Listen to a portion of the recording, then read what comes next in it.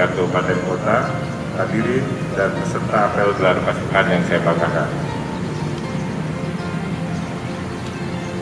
Sebagaimana kita ketahui bersama bahwa permasalahan di bidang lalu lintas dewasa ini telah berkembang dengan cepat dan dinamis.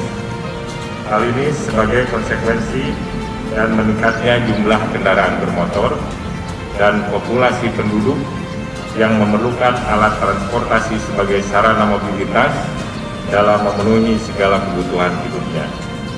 Namun hal ini tidak diimbangi dengan peningkatan kesadaran masyarakat terhadap kesehatan.